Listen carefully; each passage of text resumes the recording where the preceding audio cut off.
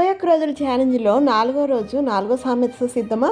జ్ఞానం అంటే ఏం లేదండి, యేసు ప్రభువే. తన వాక్కుతోనే కదా దేవుడు సర్వసృష్టిని సృష్టించాడు. వాక్యం అంట దేవుని దగ్గర ఉంది. ఆ వాక్యే శరీరధారి అయిన యేసు ప్రభువై ఈ భూమి మీద నివసించిందని యోహాను సువార్తలో ఉంది కదా. అంటే జ్ఞానముని చేపట్టుకొని మన హృదయంలో దాన్ని వ్రాసుకొని దాన్ని అనుసరించడం అంటే ఏమీ లేదండి. బైబిల్ని చక్కగా చదువుకోవడం. ఉదయాన్నే బైబిల్ ఎంత చదవగలిగితే అంత చదవండి. జ్ఞానమును నువ్వు చేపడితేనే నువ్వు బ్రతుకుతావు. జ్ఞానాన్ని కౌగిలించుకుంటేనే అది నిన్ను రక్షిస్తుంది, నిన్ను బ్రతికిస్తుంది. ఈ వాక్కు వలన మనం చెడు మార్గం నుంచి తప్పించబడి నీతి మార్గంలో నడవడమే కాకుండా మన జీవితాల్లో గొప్ప ఘనత వస్తుంది.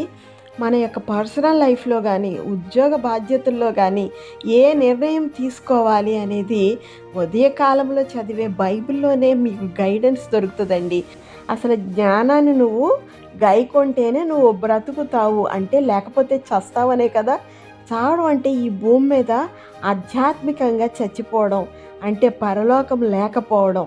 అందుకే నీ సొంత తెలివితేటలతో ఎంత గొప్పవాడివైనా దాని యందు అతిశయమే కానీ దేవుని పట్ల విధేయత రాదు. చెడు స్నేహితుల నుంచి అది మనల్ని విడిపిస్తుంది. కుడికైనా ఎడమ తట్టు తిరగకుండా సరైన మార్గంలో నీ కాలు జారి పడిపోకుండా ఈ వాక్కు మనల్ని కాపాడి రక్షించి గొప్ప ఉన్నతమైన స్థితికి మనం వెళ్ళడానికి సహాయం చేస్తుంది.